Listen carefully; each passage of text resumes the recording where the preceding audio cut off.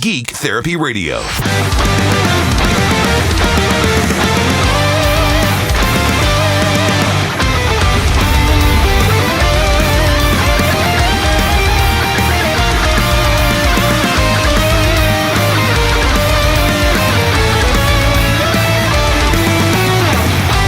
Welcome to the Geek Therapy Radio podcast. I'm your mental curator, Johnny Hemberger. I don't know why it is sometimes that I export the audio from my podcasts and the bump music in the intro isn't there. I've adjusted the settings to my in my audio software. I think I was maybe too aggressive with one of the configuration files in terms of the buffer when exporting, but I've dialed it back a little bit. Maybe that might help in the future. So if you're one of the lucky few who catch the podcast early when I upload it and there is absolutely no intro music or bump music or anything like that, congratulations, because as of now, I've been able to, as soon as I get home and I notice it, then I re-export the podcast with the music and everything again, and I replace the audio. So if you listen to the podcast early, congrats, you've been able to catch those faux pas. So, driving to work this morning was an absolute disaster, an absolute nightmare. I mean, I didn't get into an accident. I guess that would be an absolute nightmare. But it was a terrible, terrible time. Terrible commute to work. I took the Delorean, and I should preface this by saying I've been driving the Delorean around for the past, probably year with a weak battery, with an old battery. I've tried to restore the battery. I've done the gravity tests, and I've added more water and hydrochloric acid and got it just right and whatever. But I think one of the lead plates is cracked or shorting. So the battery, when it's full, it doesn't really have 12 volts. It's something like 10 volts or so, which is a dead giveaway that you have a dead cell. But in an old car like a DeLorean, it's not necessarily the end of the world. You will have some issues, but I drove the car so rarely that it's just like, yeah, you know what, I'll just keep it on the battery tender in between, taking it out, and it'll be fine. But I just hope that I don't stall anywhere between, where I am and where I'm going, because there may not be any juice left to start the engine, depending on a few factors. If I had the headlights going, or the windshield wipers going, or some various electronics going, it's not a good idea to drive around in an old car, or especially a new car, with a weak battery. Yeah, that's what I've been doing the past year or so, and I've been ultimately okay. I think I had to ask a coworker to jump me once last week. So fast forward to this morning, driving to work. There's a little rain at the house, and I should have checked the weather radar. My wife asked, "Are you sure you don't want to take my car?" She's got a 2015 Jetta. It's a modern vehicle. I said, "No, I'll be okay in the DeLorean." What is my watch doing? The map was open on my watch. Anyways, so I'm driving to work in the DeLorean. It starts raining. No big deal. I actually like driving the DeLorean in a little bit of rain, because it's a good way to kind of clean off the car, dust the car, and it's a good way to kind of test that all the electronics are working properly, that it's not exposing any issues with shorted out wires, or that the headlights don't work, or the turn signals don't work, or brake lights. It's a good little test. A light rain is a good little test for an old car. Today, however, was an absolute torrential downpour. Horrible Hurricane Harvey-like downpour through a good section of Highway 90 on my usual way to work. We live out in Fort Bend County. I drive into Harris County to go to work in the Galleria area, and I take US 90. So as I'm going along and going slowly in the pouring torrential rain, I notice the engine is bucking a little bit, and I'm just thinking, well, maybe some water is getting someplace it shouldn't be, whatever. The rain will clear up shortly, and I'll be good to go. It'll dry out. What was happening is I had the headlights on, the windshield wipers at full blast. I had the hazards going, so I had some electronics going in the DeLorean with an already severely weak battery. So the car, while it was going slow and trudging through water and torrential downpours with all of the electronics on and the vent fans inside the cabin, wasn't having a good time. I hit some high water. Well, hit's a strong word because the traffic was only going maybe 20 miles an hour through this torrential downpour. I hit some high water that, well, I'll explain. Hit some high water, and I put my foot on the clutch to slow down. I put my foot on the clutch to disengage the clutch to put on the brake to slow down a little bit because the car in front of me was slowing down quite a bit. It was a Cadillac or something. So anyways, clutch in, pushing the brake. Engine drops down to where it should idle. It struggles to idle, and then it dies. And I don't know that at this point I should mention, I don't know that I'm in high water at this moment. I just know that the engine has died. The idle just went away, whatever. Because here's one of the things about bad batteries that a lot of people might not realize. You might be thinking, well, bad battery's not going to cause that problem. Yes, it can. Absolutely. It absolutely can cause that problem. It can cause weak spark. And you might be thinking, oh, well, the alternator's going, it's keeping the battery charged. Here's what I'm saying. If you have a bad cell in the battery, it can cause all sorts of issues. A bad cell in the battery means that, hey, yeah, you can start the car and maybe your radio will work and lights work, but you're not getting good electricity, good voltage in the entire electrical system of the car. It's all hitting that battery with one dead shorted out cell, and the overall electrical health of the car is not great. It's actually terrible, and you can absolutely have rough idles, and you can have misfires and weak spark and all that. And that's what I had this morning. So I stalled in the high water, and I opened the door. All of this is documented. You can visit Geek Therapy Radio on Instagram. You don't have to follow me. I would appreciate if you would follow me on Instagram, Geek Therapy Radio on Instagram. I've documented all of this morning. I'm sitting there, and I open the door to see exactly where the water is, and the water is almost at the sill of the door. I can hear the water sloshing around on the underbody of the car, and cars are driving by, trucks are driving by, and just sending tidal waves of water over the entire DeLorean. I don't mean just splashing the car with water. I mean, you can see it in the video, just waves crashing into the side of my car, sending a wave of water like over the roof of the car. Maybe not a full solid wave, but you get what I'm saying. A total deluge. You can see this on my Instagram, Geek Therapy Radio on Instagram. It is not a good situation. So I'm just thinking with the water, I'm sitting there praying for the rain to cease, because once the rain stops, then the water would recede quite quickly, and just praying that I don't have any more electrical damage. I'm praying that the water didn't get all the way up to the engine, even though the engine stalled before it had any possibility of taking in water. The water wasn't up to the airbox. If it was up to the airbox, I would be swimming away from the car. So the rain stopped, thank God, and the water started to recede, and a guy stopped as it was still raining. A guy stopped, and it's embarrassing. You're on the side of the road on the shoulder, hazards on. It's not the safest place to be, but it's embarrassing. People passing by, a DeLorean stalled in a thunderstorm. It's embarrassing.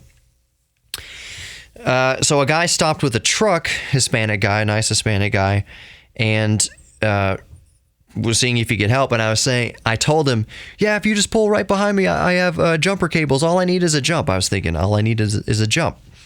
So he pulls behind me, and I open the hood to the DeLorean. I take my shoes and socks off so I can wade through the water. I open the hood of the DeLorean and see, holy crap, I don't have jumper cables in here. And my heart just sank. Dang it, I don't have jumper cables. So I went back and told the guy, I'm so sorry. Thank you for, from the bottom of my heart for stopping, but I don't have jumper cables. So I'm going to call my wife to bring me jumper cables. You can go on your way. The guy pulled out ahead of me, and then he pulled in the shoulder once again and held some rope out his truck window, to tow me somewhere. And I just said, I appreciate it so much, man. But no, my wife's coming with the jumper cables. I'll be all right. So I wait, I don't know, 20 minutes or something like that. For my wife is 6 months pregnant. The last resort I wanted was to call my wife and have her come out in the pouring rain in these treacherous conditions to help me with my car problems. But I knew she had jumper cables. I did assess the situation. I was far enough to the side of the road, and traffic was going slow enough, although it doesn't really seem like that when you're sitting there, that I felt it was okay for her to come out with the jumper cables. So she did. She pulled right behind me, perfectly in the shoulder. I attached the jumper cables to the DeLorean, and at that point, I'm hoping, I hope it is just the battery. Every indication told me it was the battery, because when I was sitting there trying to restart the car, the voltmeter was sitting at literally indicating 8 volts on the volt gauge on the DeLorean's cluster. More cars need a voltmeter. A lot of cars don't have voltmeters anymore. Some cars don't even have coolant gauges anymore. Anyways, back to the story. I'm sitting there trying to start the car futilely before my wife got there. This is before my wife got there. Trying to start the car futilely. The engine barely turns over, and which completely makes sense, affirming my suspicion that it's a dead battery. But like I said, at this point, with the waters lapping the bottom underbody of the car and even coming in a little bit into the passenger side of the car, mostly thanks to trucks and stuff driving by, sending their tidal waves over the car. My wife shows up with the jumper cables. I jump it. The DeLorean starts first crank. Boom. Just a beautiful spark, exactly like I remember it. Exactly how it should be with a brand new battery. Perfect turnover. The car just zaps to life beautifully, like nothing ever happened. Like everything's great. Like, did I stall in high water? I have no idea that I stalled in high water. Lauren just starts up beautifully, and she pulls away with all of her strength, which, you know, DeLorean's not very fast, but I can tell I'm firing on all cylinders. I'm pulling away with perfect engine response. Everything feels perfect here. Thank God all it took was a jump, and I just reconfirmed, I need to get a new battery for this freaking car. I have been putting it off so much. I got to work. My wife went out grocery shopping, and I asked, hey, what's the closest you're going to get to Walmart? Because there's a battery, it's aisle like 19L or 29L, and a Walmart battery, $55, Type 78 battery, which is what the DeLorean takes. I said, if you're already in the area, and she was at Walmart. She said she was already at Walmart, just perfect. And she picked up the battery. So now when I go home, I will have a fresh new battery to put in the DeLorean, and all will be right with the world. And it's just another lesson to me.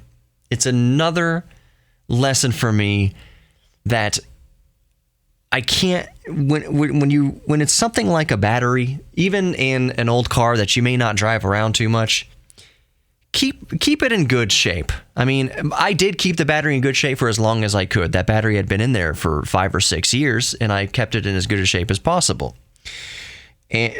But I pushed it for a year past when it should. I kept using the battery. I kept using the battery, even when I knew this is not the best situation to be using the battery. This battery's almost dead. In fact, this battery was dead, and I brought it back to life. Even with having a dead cell, I shouldn't be using this. So it's a lesson. Never do that again. Always keep a good battery in the DeLorean. Keep the battery tended. I should mention here, Walmart batteries, if you do your research, your first inclination might be that Walmart batteries, they're cheap for a reason. Well, the manufacturer of Walmart batteries, I forget who it is off the top of my head, just because it's labeled a Walmart battery, what is Walmart battery? Ready Start batteries or Ever Start or something like that.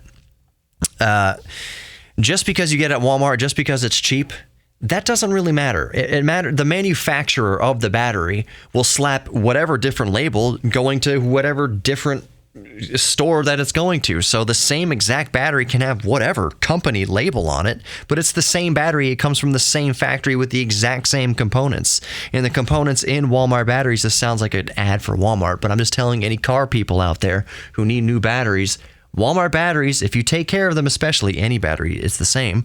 Take care of them and they'll take care of you. They're based on a good battery. They're made by a good manufacturer of car batteries.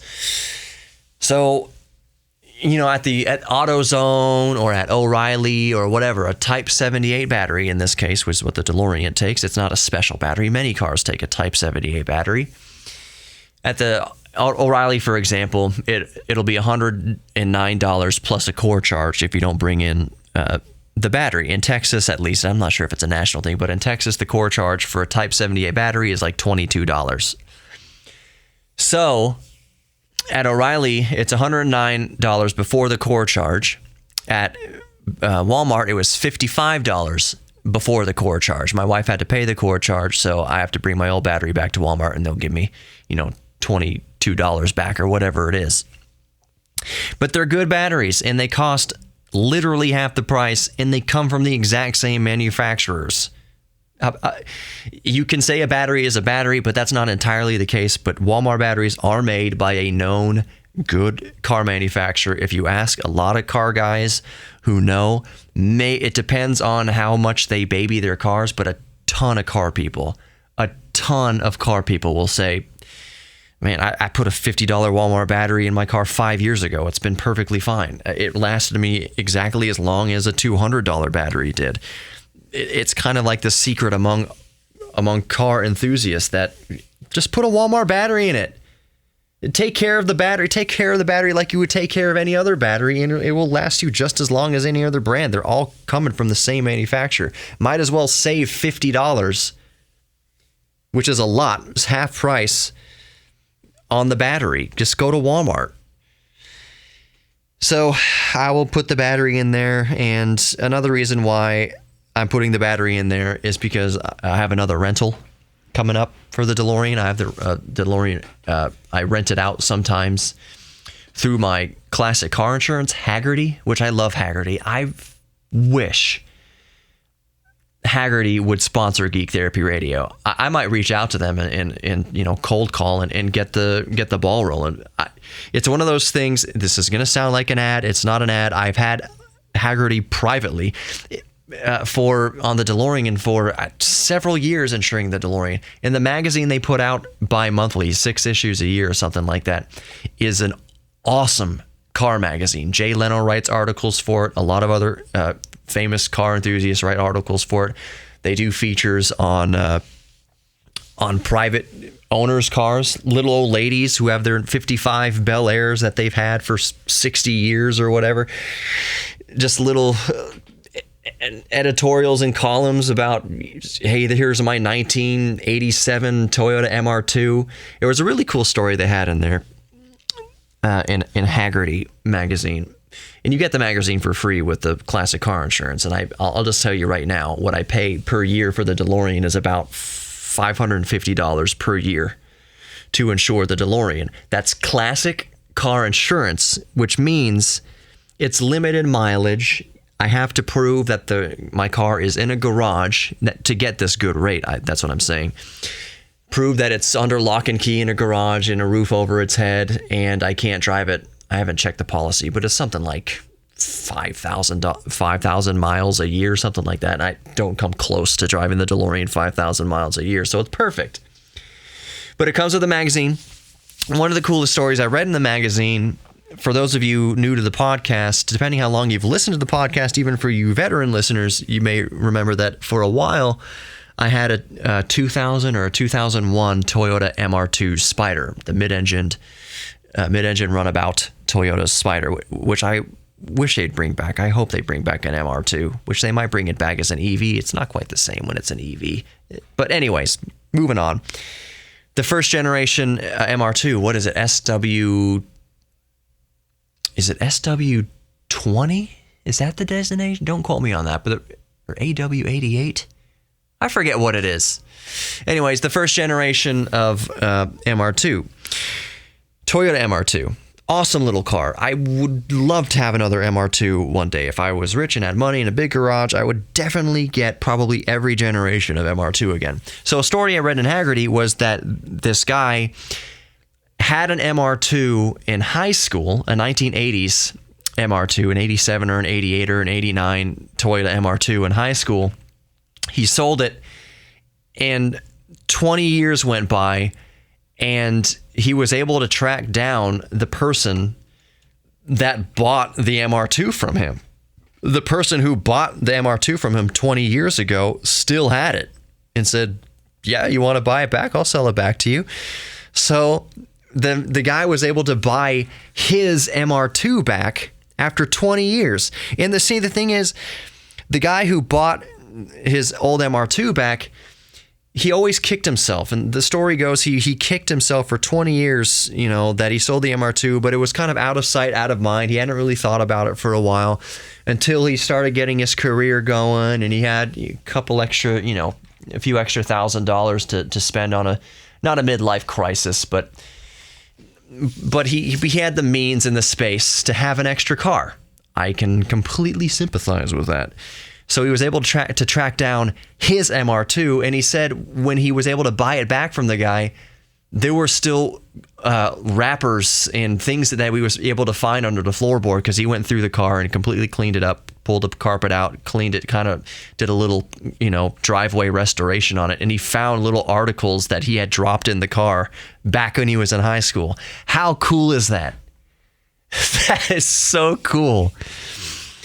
So anyways, I love Haggerty. They're great. I was an inch away from calling Haggerty when the DeLorean, when I was on the side of the road, but I already told you the story there. Just a wonderful magazine. So that was my ordeal this morning. The DeLorean stopped in high water, fired up just fine, did just great. But I might want to talk about one more thing here in the podcast. So let's do that. All right, this is something that I thought about bringing up yesterday, but I'll bring it up today. So, as many of you know, my favorite game for the past 4 or 5 years or so has been Rocket League. I'm a diehard Street Fighter fan. I used to play in Street Fighter tournaments. I love Street Fighter. I am very rusty with Street Fighter now. If I pick up Street Fighter 4 or 5 on my arcade machine and try to, I don't know. I haven't kept up. I used to keep up with, what characters got nerfed and buffed and all that good stuff in the balance between the characters and hit frames and adjustments and updates. But I've fallen out of practice with Street Fighter over the past few years because, for other reasons, but mostly because Rocket League has taken over that slot. And Rocket League is a game that I never thought that I would initially be into. It's one of those games where you first pick up, and the learning curve, I would say, is quite extensive with Rocket League. It's not impossible to pick up, but it takes a while to get good. GIT space GUD with Rocket League. It's physics based. It's a whole lot of nuance. It's a whole lot of nuanced touch and control inputs. I would say that if you are an avid RC aircraft enthusiast, if you not just drones, but especially if you fly RC helicopters or RC airplanes, but specifically RC helicopters or any sort of aerial vehicle, I'd say you would be more. You'd it would put you further ahead as far as having a skill set that lends itself nicely to Rocket League. When you're moving the car around, and especially in the air with your rocket boosters and everything, you'll learn quickly that it's a very light kind of touch and kind of you got to feel the movement a bit. You can't just be jamming the stick around and have the car do what you want to do, or put the ball where you want to go, or even touch the ball. Doing aerials is what they call it in Rocket League. Doing aerials is one of the most difficult parts of the game to learn. Now, when you first pick up Rocket League, it's fun. I mean, it's fun to play. Rocket League is fun to play, like a lot of other games. If nobody knows what they're doing, it's fun. If everybody knows what they're doing, it's fun. If one person doesn't know what they're doing and the other people do know what they're doing, it is no fun at all. It is severely off-putting to play against people who are really, really good. It's the same thing in Street Fighter. If you've never played Street Fighter and then you go up against a really good Street Fighter player. I was going to talk about Evo being canceled too. Evo 2020 has been canceled. Are we past the time of Evo? When does Evo usually start? July, right? Evo was canceled. I don't want to get too sidetracked. For more reasons than just coronavirus, let me tell you. Sexual harassment of minors. It's a terrible, terrible thing that's been going on at the Evolution Fighting Tournament. It used to be one of my favorite fighting tournaments. The best from the world would go to Vegas, usually, and play in these the 2D fighting games, Street Fighter and Tekken and Mortal Kombat, but namely, Street Fighter. Evo's huge. Moment 37, is that what it is? With Daigo? World famous. It's all Evo. Evo has been canceled not just for coronavirus, but to sexual assault of minors allegations. It's a bad news bears. But anyways, so let's say you're going back to playing Street Fighter and you're no good and you go up against someone who's really good at Street Fighter. You are unlikely to play Street Fighter again after getting your butt handed to you. It's very apparent. I mean, it's just no fun to play. And Rocket League's the same way. If you're a novice and then you're playing against experts, the likelihood of the novice getting back into it after being so disheartened, it's not the highest probability. But that's kind of where I was at when I picked up Rocket League. I don't know why I bought it. Maybe it was on Steam and on sale for really cheap or something like that. I picked it up. How did I get bit by it? How did I get bit by the bug? Anyways, I found myself putting more and more time into it, and now I have a lot of fun playing Rocket League. I'm nowhere near Kronovi or any of the best top tier, best Rocket League players in the world. I cannot compete in an esports tournament at a professional level playing Rocket League. I could probably go around and play in local Rocket League tournaments or online tournaments and have a good time. I'm not going to rank top 10 or anything like that. But it's just good enough. I'm good enough not to slow the game down. Good enough to get some good passes, relatively know what I'm doing, score, a few goals in a match, not slow the team down unless I'm having a really bad day. And we all have a really bad day where we just can't get a good touch on the ball no matter what we try. So I'm decent at Rocket League now. And the reason I'm talking about Rocket League, bringing it up, giving you my backstory with Rocket League is that soon it is going to an F2P model, free to play model. And for a lot of gamers, that makes our hearts drop. Free to play. I mean, because here's the thing, when you're free to play, you got to make the developers have to make their money with basically microtransactions. So Rocket League has been increasingly getting worse and worse about all the fluff and the gift shop. I call it the gift shop. This is just my personal term for it. I call it the gift shop. That right now, when it's pay to play, it wants you to buy custom, toppers and earn loot and buy loot and DLC and all sorts of stuff. And yeah, you buy the game for $20, but then they're nickel and diming you here and there for different skins and boost tails and goal animations and all sorts of stuff. You can pay $1 for this, $2 for that, $5 for this. And I did it once because I bought the Delorean. I bought the Delorean for $2.99, something like back in 2015 when it first came out. Maybe that was the reason I got into Rocket League, is because I knew they were going to get the Delorean time machine, and maybe that's what initially got me into it. So I'm not going to play with any other car but the Delorean, ever. That's the only DLC I've ever purchased after the fact, after buying the initial game from Rocket League, was the Delorean time machine, for obvious reasons. When you play the game, as of right now still, at the end of every match, and this sounds like an old man yelling at clouds right now, I apologize, but at the end of the match, I button mash to get through all the stuff that I've unlocked and the achievements that I've unlocked and all the currency or whatever that I've unlocked and custom whatevers that I've unlocked and car toppers and boost tails and goal animations and all the loot that I've earned through playing the game. I just mash it, skip all, skip. I don't care. I just want to play the game. I just want to get to the next match without going through the gift shop first. And if you're going to a free-to-play paradigm, the gift shop experience is going to get so much worse. To play a free-to-play game, you have to go through the gift shop. I call it the gift shop when you first turn on the game. It's just all these splashes, and it's hard to find. Freemium games, on your phone, they're so off-putting to me. Where is the button? Where's the menu where I just go to the race? If it's a racing game, where do I just get to the game? Would you like to purchase 10,000 extra credits for $5? No, I just want to play the game. And I fear that that's exactly what's going to happen to Rocket League. You're going to boot it up, and instead of going right to quick match, it's going to be, are you interested in this? Here's this thing. Special on this today. $4 for this, $5 for this, $10 if you want to download all this. And then between matches, are you sure you don't want to purchase this for $2? What about this for $5? Get your parents' credit card. It's only $7 for Minecraft theme, whatever. And then when you turn off the game, are you sure before exiting, can you click yes or no if you want to add 5 credits for whatever? I'm sick of that stuff. I just want to play the game. So what I wish Epic would have done, Epic bought Psyonix, what I wish Epic would have done is just kept the option. Say, hey, you don't want to see all these ads, you don't want to go through all the gift shops, you can still purchase the game. Or if you have purchased the game in the past, you own a license to the game. If you bought this on Steam, 5 years ago, whatever, you were omitted from the new gift shop policy of the free to play dynamic. I wish they would offer 2 things.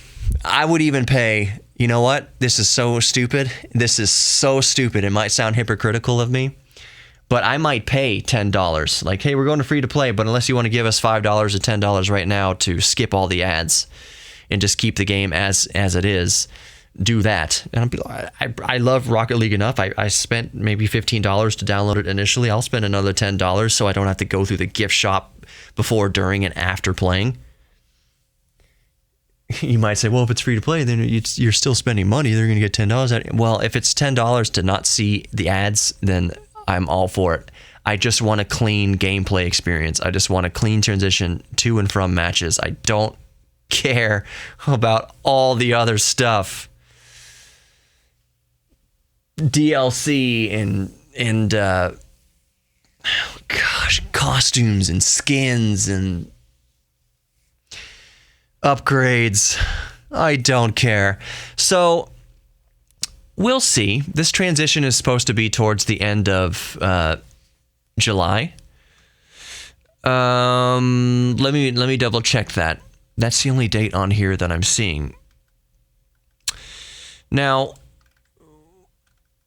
the biggest issue with it, not the biggest issue, but the biggest change in all of this as to acquiring the game itself means when they go to this free-to-play system, you will not be able to get Rocket League on Steam anymore. You'll have to go directly to the Epic Game Store to download the free-to-play Rocket League.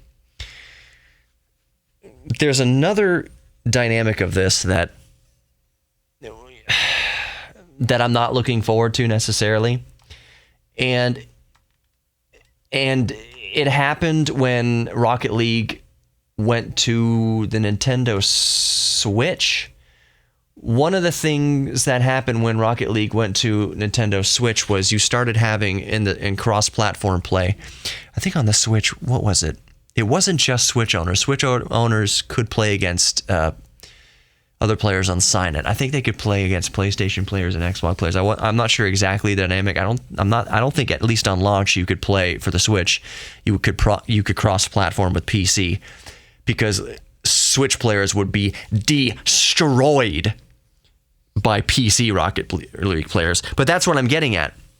You start adding a whole, and forgive me, but you start adding a whole bunch of noobs to cross-platform play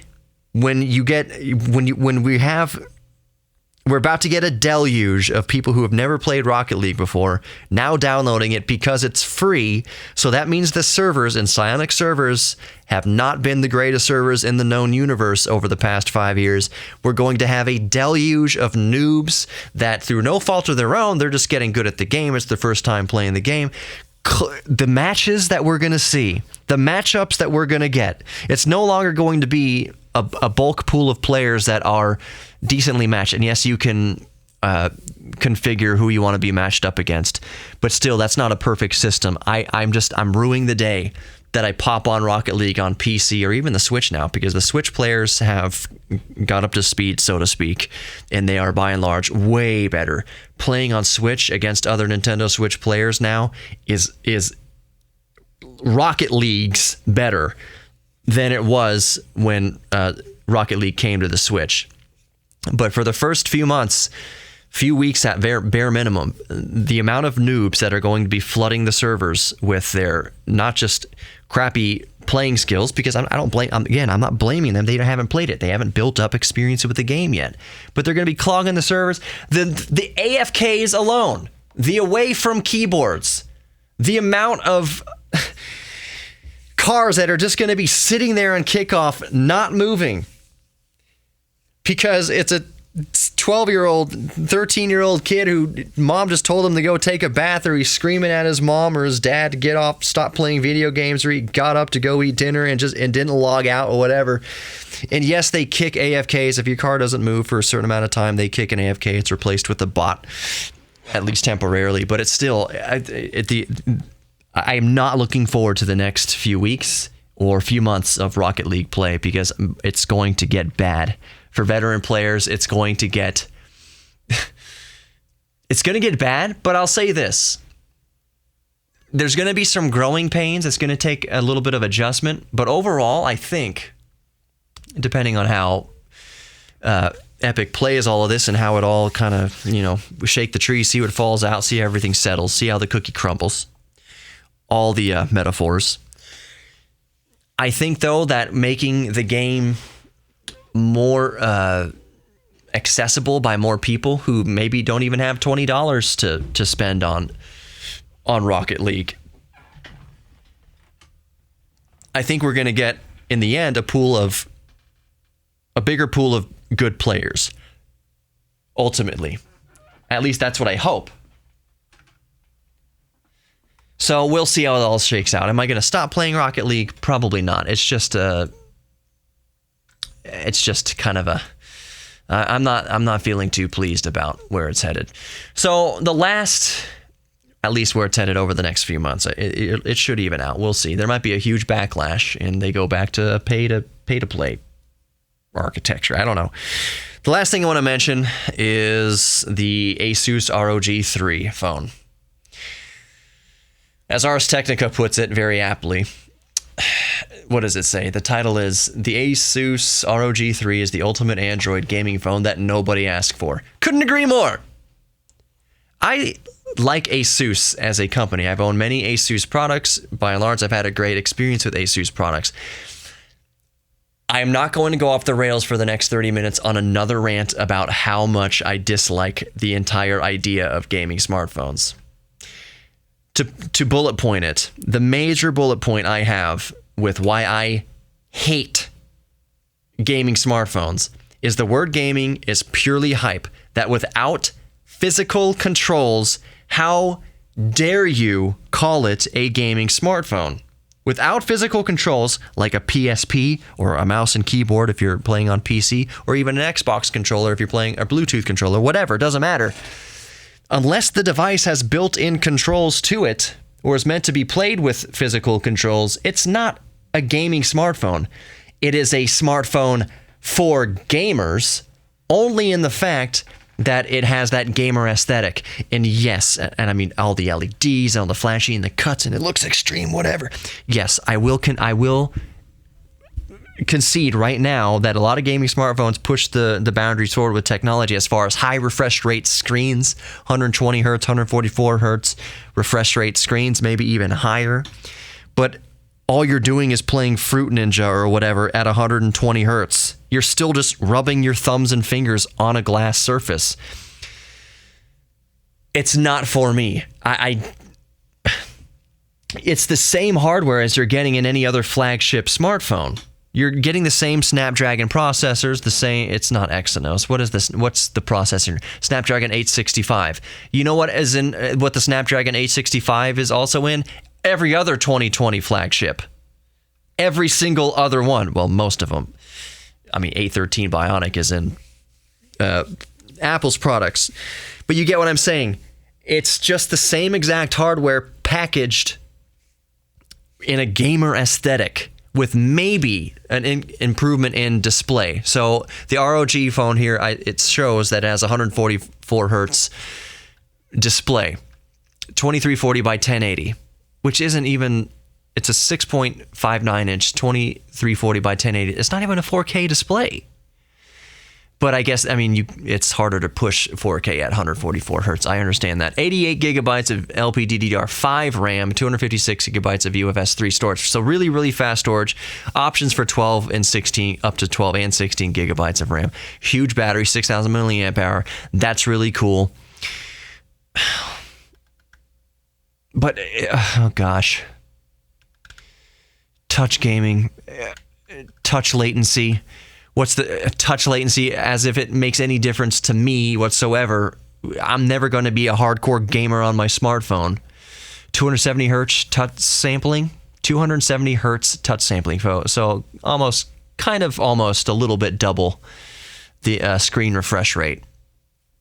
So that works out to 25 milliseconds according to this. Those are the details, if any of you care.